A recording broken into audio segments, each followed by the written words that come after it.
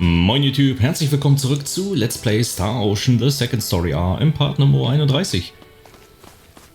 Wir sind hier bei dieser geheimen Forschungsstation, die schon einige Jahre auf dem Buckel hat. Und jo.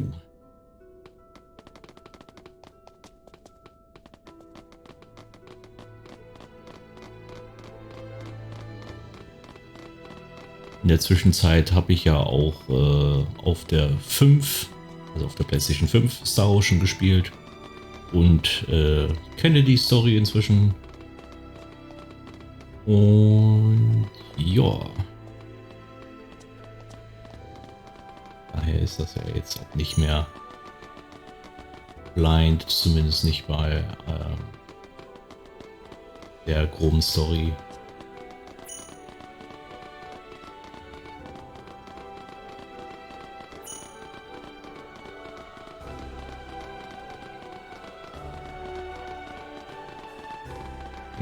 Daher wusste ich auch, dass hier eine Kiste ins Mondlicht.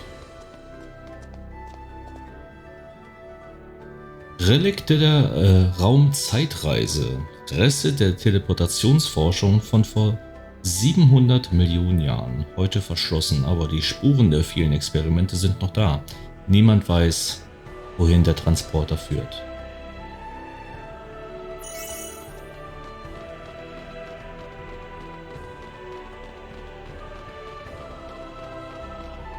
Cloud steht auf ältere. If you know, you know. So.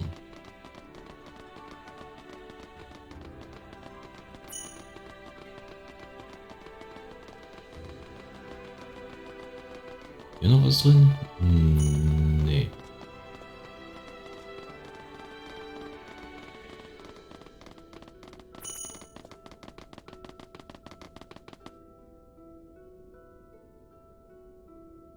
Ah, you're here. What's this room for? This room contains all of the lab's records. Records? The complete archives from the day it was founded to the day it was destroyed. Very valuable data, I might add. The complete archives. Well, don't worry. We won't start at page 1 or anything. I'd like you to take a look at the final records while we're here. The final records? You mean the day the lab was destroyed? That's right. I believe it'll offer us a hint on how to defeat the Ten Wisemen. Something about this scares me. Here we go. This...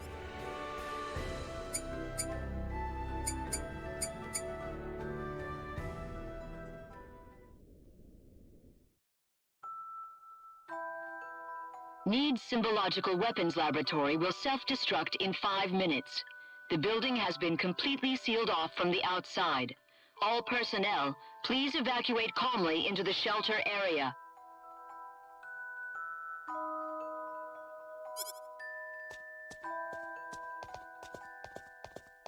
Chief, you need to get to the shelter. What's the point? The level of energy that'll be released by the creation energy device will be too much for the shelter. But It'll be safe outside. The building's covered in an eternity field. It's our experimental space-time displacement shield. All the energy from the upcoming explosion will be diffused and sent to another location. there's not enough time for us to get outside. I know. I'm afraid this is it for us. But you knew that too, didn't you?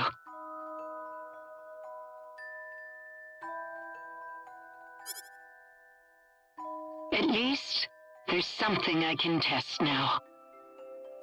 What's that? This one thing I was researching. Bring Rena over here.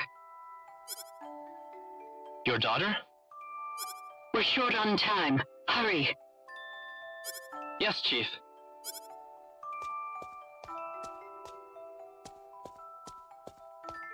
Rena,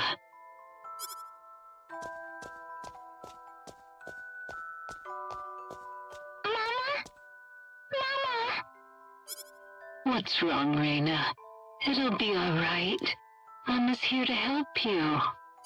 But Chief, it's experimental. It's not made for living things. If we do nothing, then she's going to die. I want to at least give her a chance.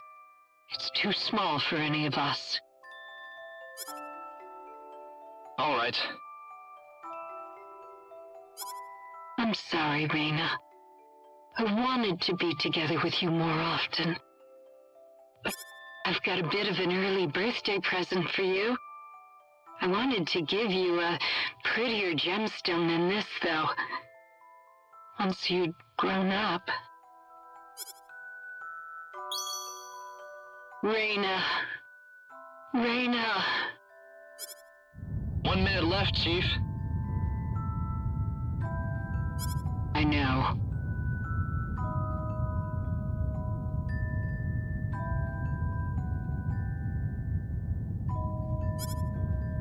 The research database access code is 3248-9976-2168-9934 BZQF.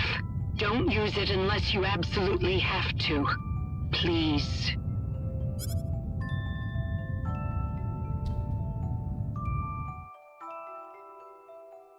Wie soll man sich das merken?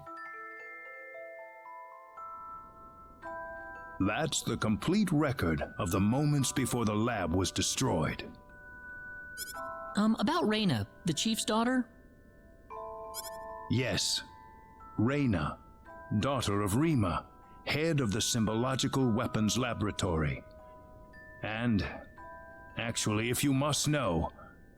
That's me, isn't it? Rena, It's not like I remember any of it, but somehow I feel it's true.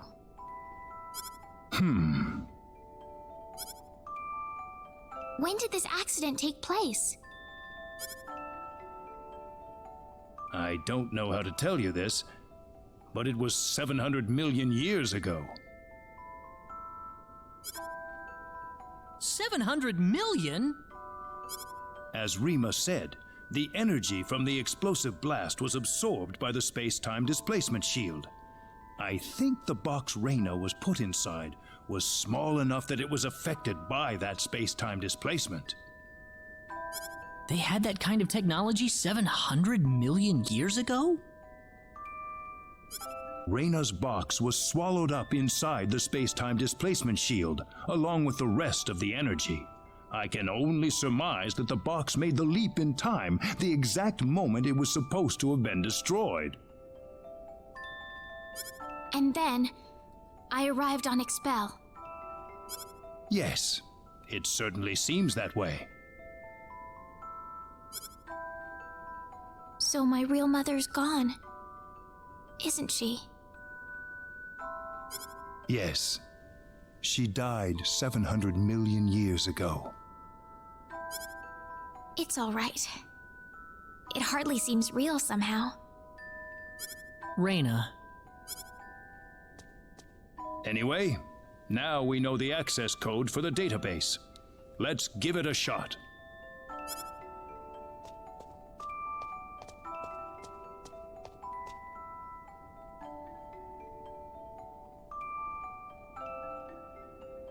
Rena!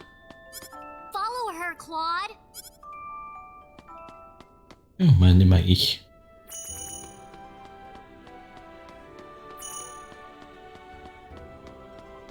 Immer ich. Immer muss ich laufen.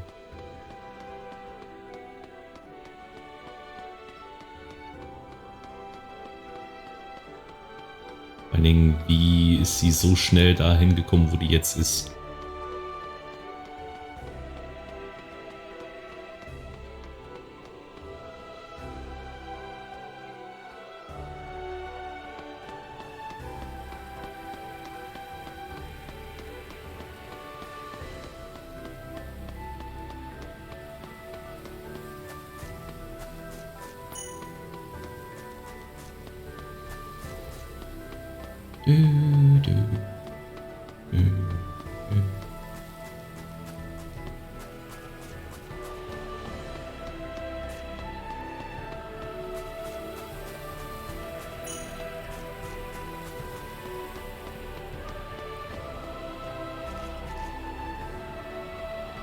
Rena, where did she go?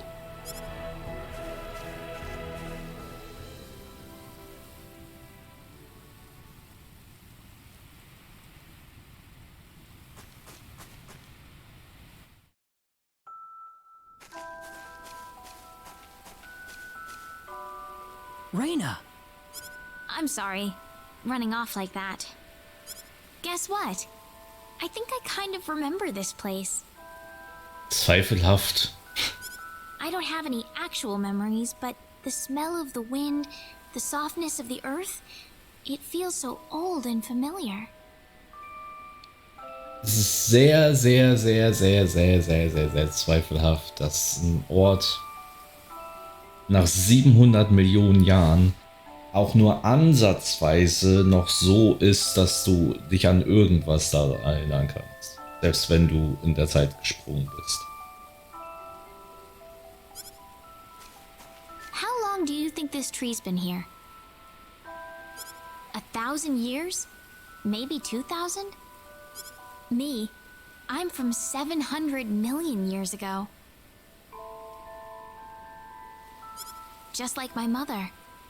Far, far older than this tree. Naja, eigentlich nicht. Weil du bist ja nicht gealtert. Du bist ja nur in der Zeit gesprungen. Also du bist immer noch genauso alt, wie du halt bist. Rena. Do you think my mother loved me, Claude? Nein. She seemed like she was preoccupied with research every waking moment of her life. Do you think she chose her research over me? My mother was the same way.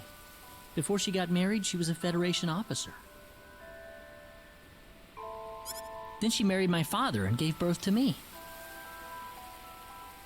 After that, though, she went back to her research career. She was at the forefront in the field of symbol science. But she never abandoned me. Her family and her career were both important to her, and she gave everything she had to them. She once told me that she just couldn't bring herself to give up one or the... I think your mother must have been the same way, Rena. She loved you and her research so much that she couldn't bring herself to give up either. I think that's the way she lived her life, Rena. Yeah. You don't have to beat yourself up over it. I know I've gotten pretty depressed over things in my past, too. Don't try to hold it all in if you can't do it. That's what all of us are here for. Claude.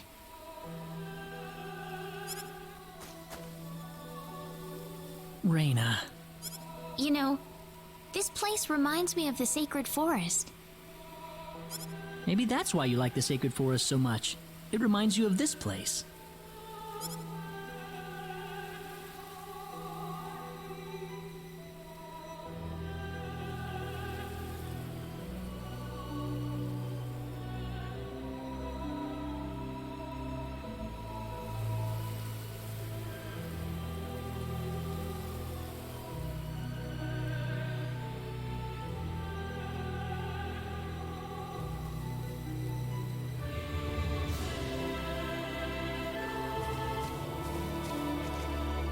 Feeling better?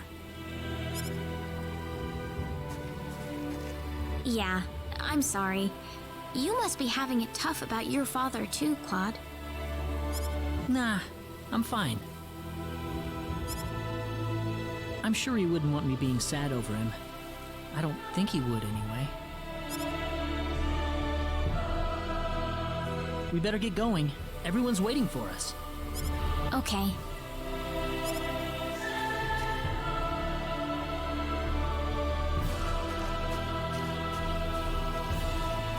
Okay.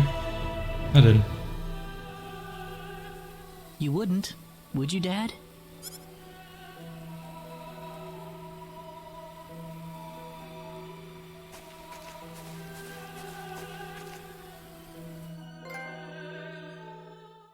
Access to symbological weapon research data requires authorization.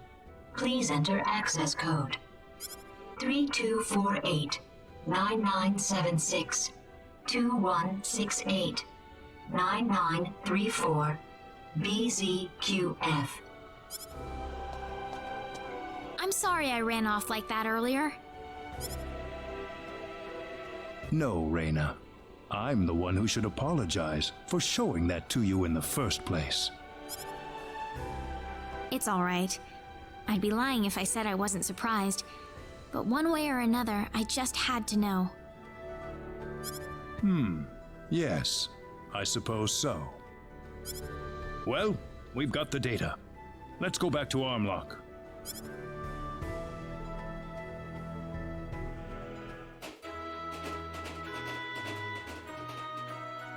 So does that data chip have any hints on how to defeat the 10 Wisemen, Mayor? No, I think it's more like some kind of blueprint. For what, though, I couldn't tell you. So now what? Don't worry. I've got an expert here in town. She'll be able to analyze the data chip for us. Her house is right over there.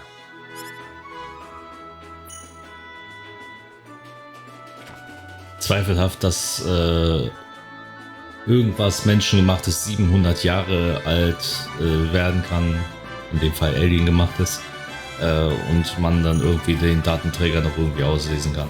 Also, ja. Witze im Grunde, Witze. Schauen wir mal, ob hier irgendwie... Keine Mission. Na gut, dann nicht.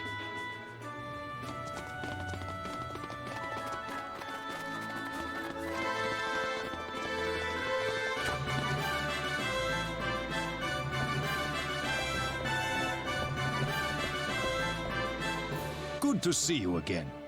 Everyone, this is Dr. Mirage. Oh, drop the introductions. What do you need anyway? Piling all these people into my house like this? Doctor, I'd like you to analyze the contents of this atomic disk for us. It looks like the blueprints for some sort of weaponry, but that's about all I can make of it. What, you want me to build those weapons for you? Are you sure you're aware of what you're saying, Mayor? Even if we made these, it'd be strictly forbidden to use them in warfare. Of all the people in the world, you should know this better than anyone else. This isn't a rhetorical debate any longer, Doctor. The 10 Wisemen are about to unleash the symbol of annihilation. The symbol of annihilation? How did that get into the hands of the 10 Wisemen? We don't have time to worry about that. We need you to figure out these weapons and build them for us, Mirage. I know you can do it. Here's the disc.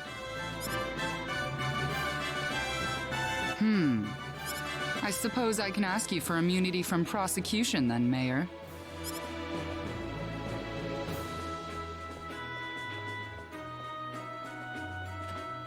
Follow me. All right.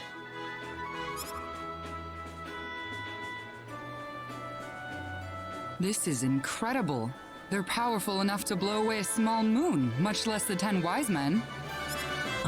What are? What else? Can't you see them on the monitor? But that's just a sword, isn't it? Well, they look like normal weapons, but they're made from anti-proton matter. Anti-proton matter?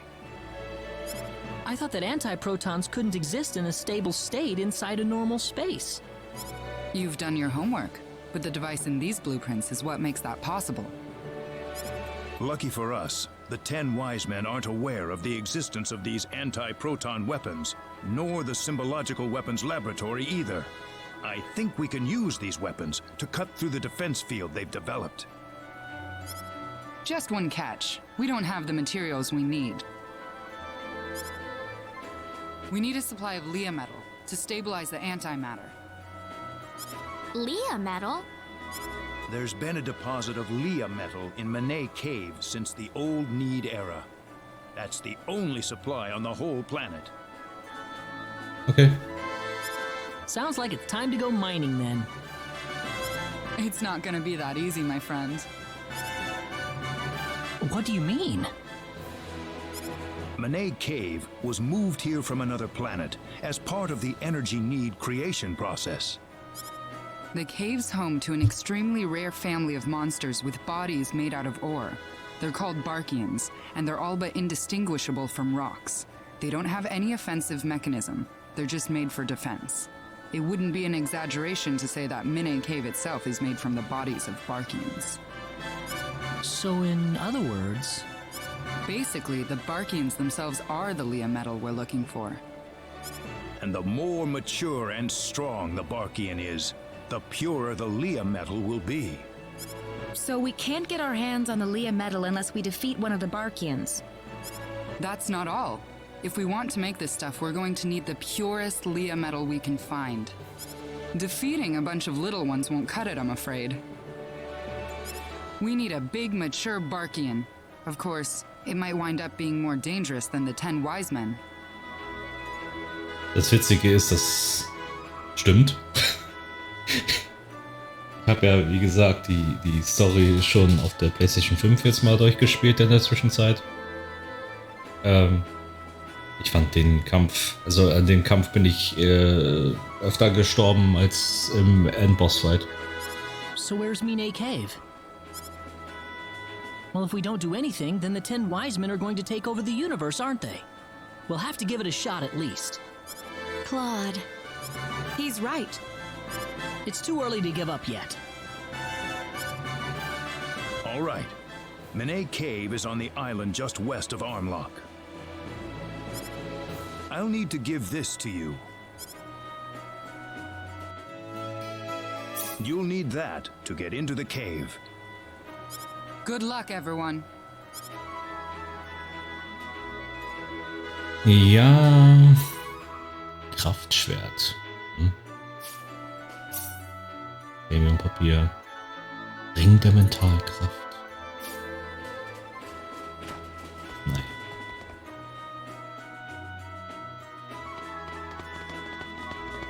Jo.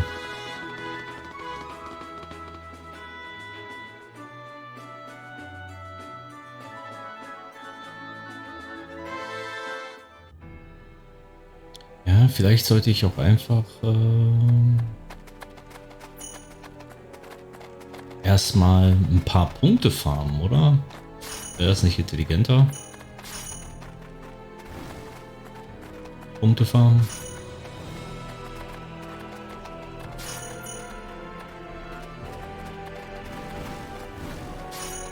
Glaube ich zumindest, dass das vielleicht besser wäre.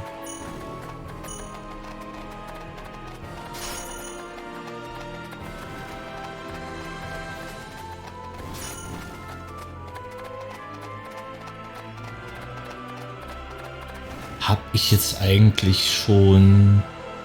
Ah nee, das hab ich hier noch nicht gemacht. Warte. Datenbank. Fischfibel. Nee, ich habe diese beiden Fische noch nicht gefangen. Auf meinem PlayStation 5 Spielstand habe ich die beiden gigantischen Fische schon gefangen. Einer ist so ein schwarz-roter und der andere ist so ein weißer.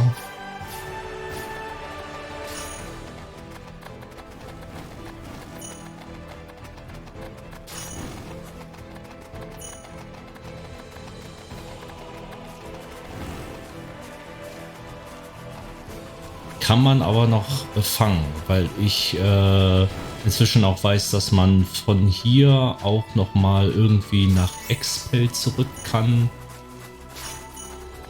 Und zwar über den Ort dort.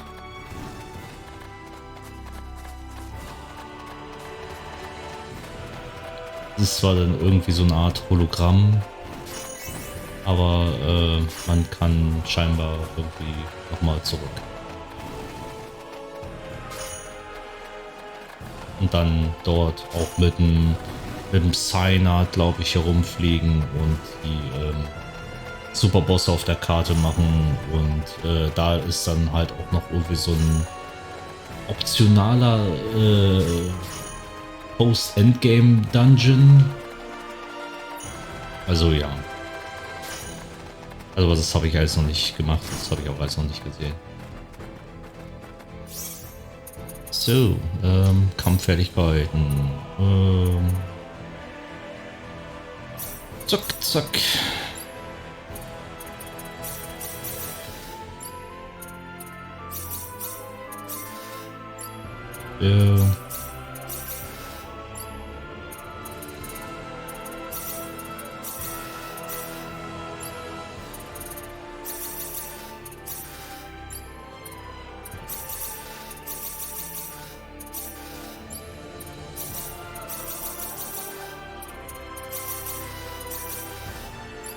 Gut.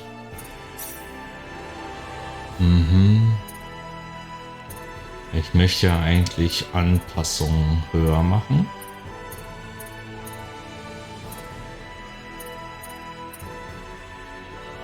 Auch Kunstüberleben einschätzen.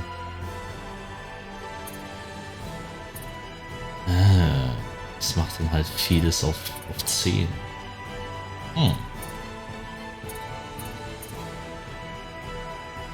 Aber schon mal das.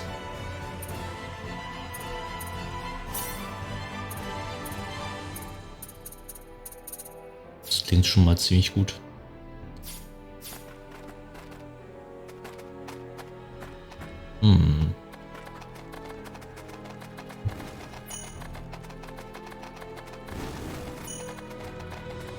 Zack.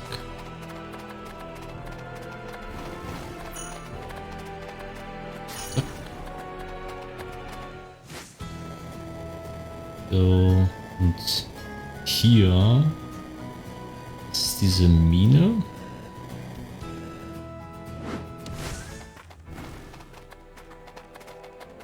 Und bevor wir da reingehen, würde ich sagen, wäre es eigentlich eine ganz töfte Idee. Dann ist der Part hier einfach ein kleines bisschen kürzer. Wenn ich hier einfach Punkte farme und ja, Fähigkeiten dementsprechend auflevel und eventuell nach den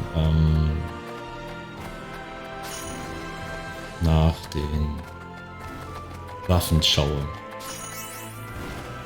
Also, wenn wir uns das nächste Mal hier sehen,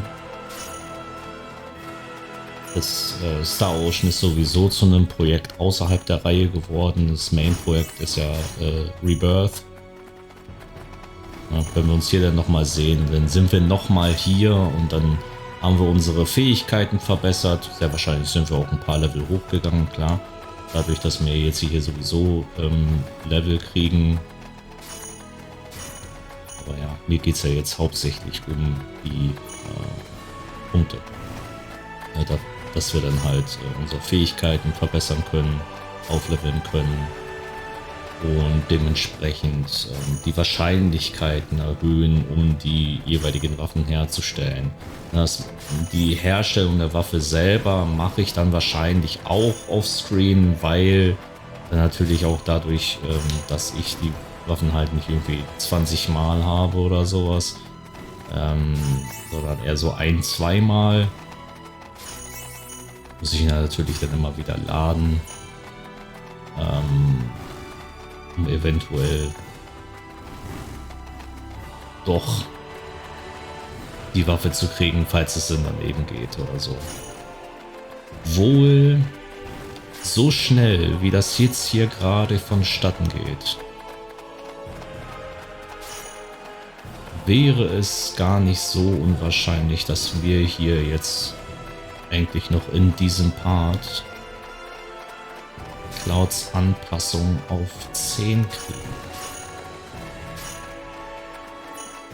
kriegen. Schauen wir einfach mal. Besser. So. Schmieden.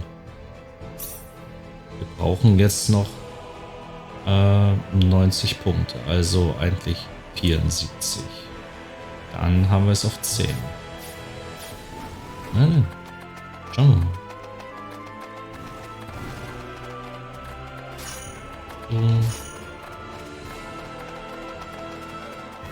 Sollte eigentlich im Rahmen des Möglichen sein. Leute, sie sind right there.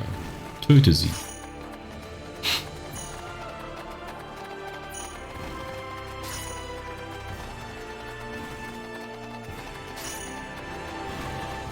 Wofür bezahle ich euch eigentlich? Ach so, ja, ich bezahle euch nicht. Können wir eigentlich mal gescheit arbeiten hier.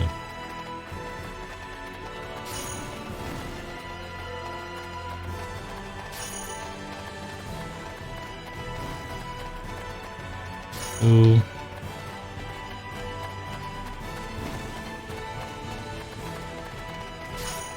Zack.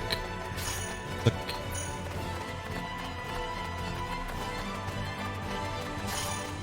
Es ist irgendwie mitunter meine Lieblingsfähigkeit, Leibwache, und dann einfach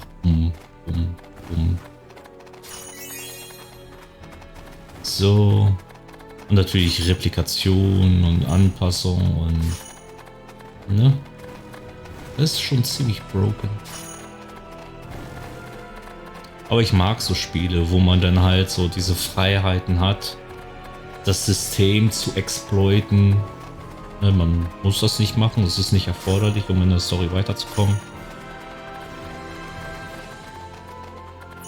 Aber man kann und man hat viele Möglichkeiten und sowas finde ich dann immer ganz cool. Deswegen mochte ich auch seinerzeit Final Fantasy 8 immer sehr gerne.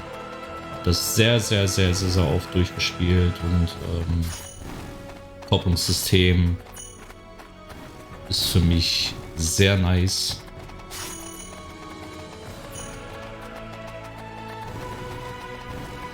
Und das System hier, ich möchte nicht sagen, dass es irgendwelche Ähnlichkeiten hat, aber von der Grundidee her oder was ich darin sehe, vom Potenzial, dass es irgendwie für die eigenen Zwecke auszunutzen, finde ich sehr cool. Man ja auch ziemlich kreativ, ne? Wenn man seine eigenen Waffen herstellen kann oder verbessern kann oder ne? Oder das mit der Musik und so. Oder halt jetzt hier Leibwache. Schwächere Gegner einfach dann wegklatschen von selber.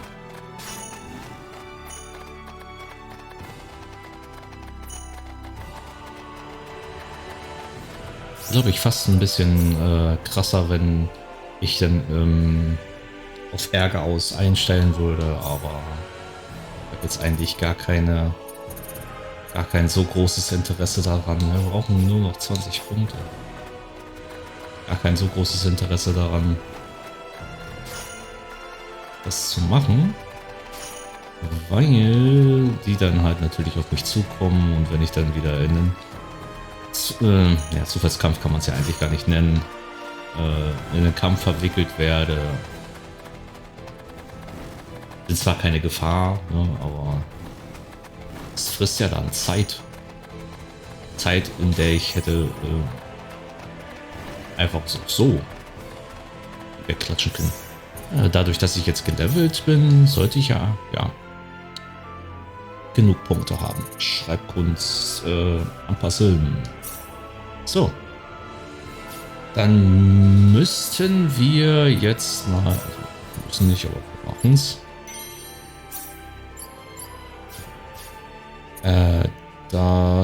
System speichern. Wir speichern auf der 2.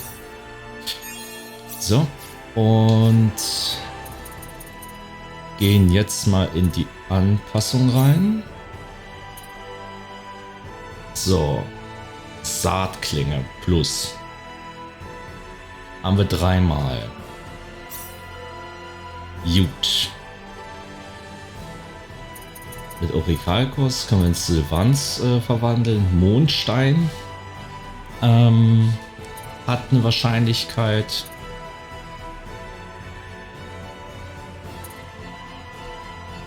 Mithril.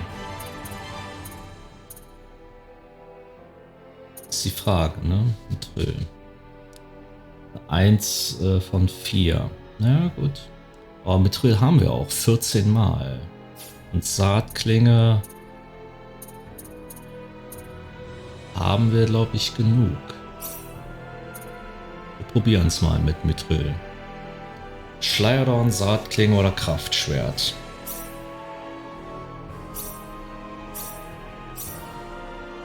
Na dann.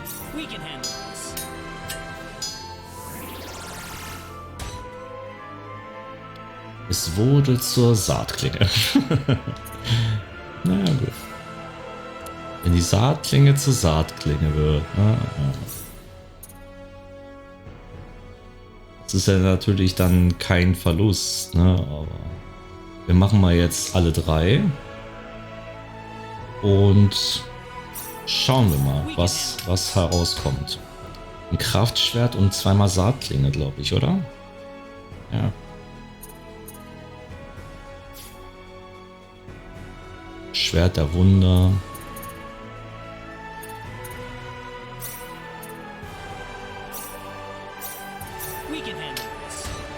Das ist wie ein Kraftschwert. Ne, Aurora-Klinge. Das ist die jetzt neu ist. Oder? Sollte ja. Aurora-Klinge. So. Das ist... Okay, das ist die jetzt bei allem da war. Okay. Aurora-Klinge.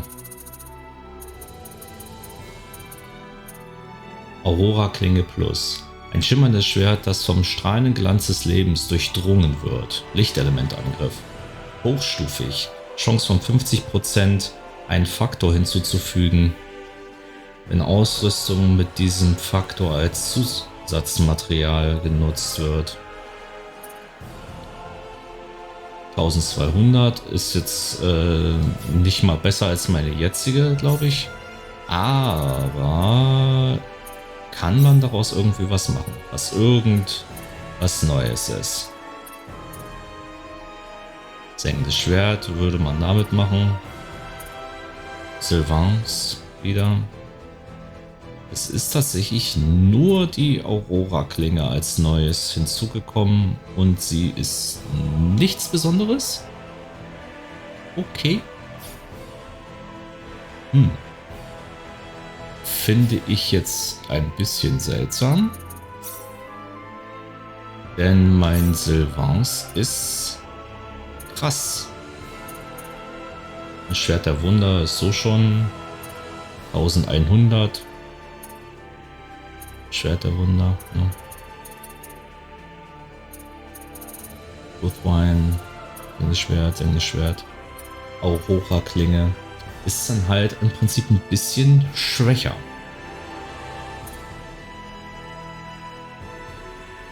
Und mein Sylvans Licht- und Metallangriff hat aber keine Fähigkeit.